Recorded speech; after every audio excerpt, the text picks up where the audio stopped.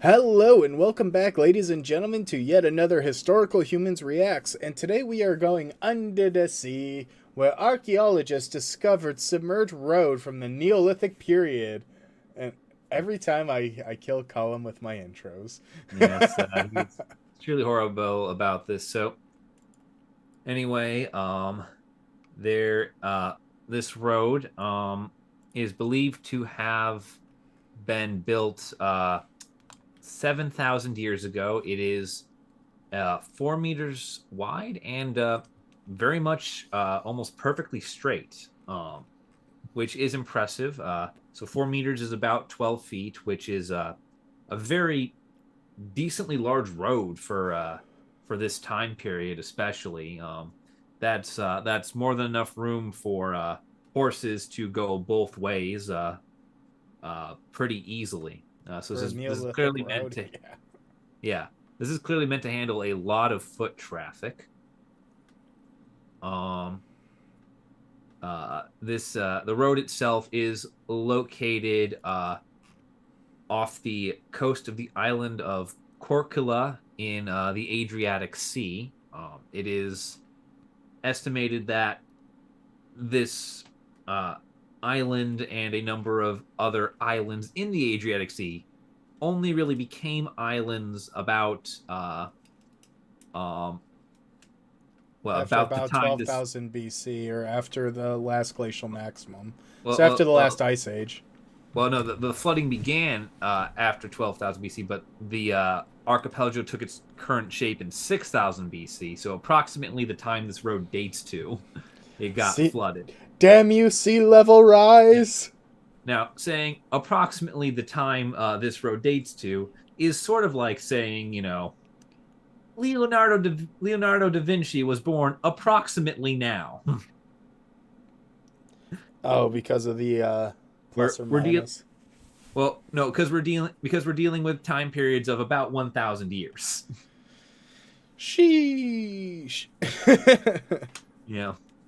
So it's like it would be more accurate to say Leonardo da Vinci was born now than it would be to say this thing flooded at the same time.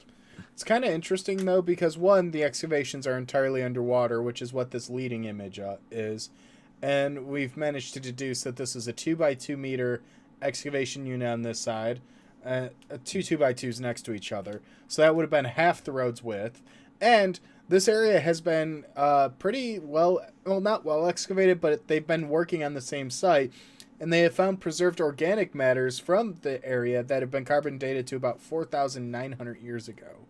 And the Yeah. roads in which they're talking is about 7,000 years ago. So you're talking a spread of 2,100 years between the two. You Yeah. know, this And site's been used a lot. Yeah, and just with that organic material dating to 4,900 years ago as opposed to the 7,000 years ago for the road, that what that really tells us is that when people couldn't walk to the island, they got boats and did the same thing. Of course, you can tell Yeah, from the yeah, image that it's not too far from the coastline either. yeah, yeah. No, it is. It's not. Yeah, it's not a distant location, but it's like people didn't just say, "Oh no, the way to that strip of land is underwater. I guess we'll stop using that strip of land." No, human beings are stubborn. We put a lot of investment in that road, and even if it's underwater, by God, we are going to use it. Oh God, yeah. Also, Well, also humans known just as visit the everywhere. Netherlands, Oh, the whole Netherlands the whole of the underwater. Netherlands. Yeah, it's here, and we're going to use it, even if it is underwater. But the Uh, interesting thing too is there's doing a lot of research in this region and in this area, and doing a study on the opposite side of the island. They found more strange features being under the water, and this has led them to found another submerged settlement 4 or 5 meters deep with a similar configuration, but the site has revealed stone blades, a stone hand axe. I wonder if that's a sexy hand axe, and fragments of millstones associated with the Havar culture. So kind of interesting seeing that all this stuff is very closely yeah, linked. yeah, and Havar is is another island in the Adriatic. It's a nearby island, so it seems like whatever is populating this coastal region at this time is prevalent throughout. You're telling me that there's an island hopping Mediterranean culture? Don't be ridiculous. That's only Americans in world wars. It's Uh, never been done before, ever. all of Polynesia turns. But one thing to point out here before we detract ourselves too much is the amount of digging that went into this, as the sediment under which the road was discovered, or the sediment on top of the road, 5 meters deep. There has been massive buildup of just coastal deposits and beings trafficking over it.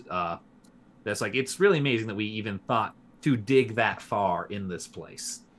Well, and at that point, you kind of have to assume that they saw this certain structures under the water and continue digging from there.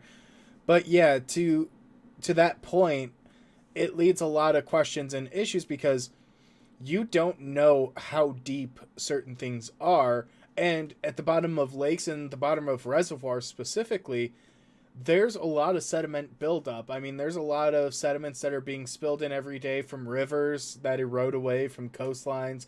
Like, you get a lot of buildup at the bottom of the ocean. So it's not surprising to see that much deposition, but it's also just very fascinating that they're finding all these areas in places that were previously above the waterline and above the sea line that have now been submerged. And this is kind of getting... I don't like going to this point, but this is kind of important because we're getting the experience and getting to do underwater archaeology, which will become a much more prevalent field as we go forward, because a lot of coastline in the United States is under threat. I mean, we made the joke about the Netherlands being entirely underwater, but I think like 60% of Florida is technically under sea level, and it's just because of a couple of high areas that it's not entirely. So, it's kind of an omen for the future of how we can take this, learn from it, and adapt. And, Cullen made the remark earlier off camera about how even underwater they have the excavation units, and they're not using string like we normally would above water, but they drill nice little anchors into the sediments, into the dirt, so that way they are held in place. But otherwise, it's kind of an interesting article talking about something that we don't normally hear about, the Havar culture. I mean, we've had a couple of Neolithic, and this is one of two underwater ones, but we try to keep it diverse. And I think that's a good point for us to wrap up. If you guys enjoyed watching today's video, be sure to leave a like and subscribe, and don't forget to check out our other videos down below. Thank you for watching.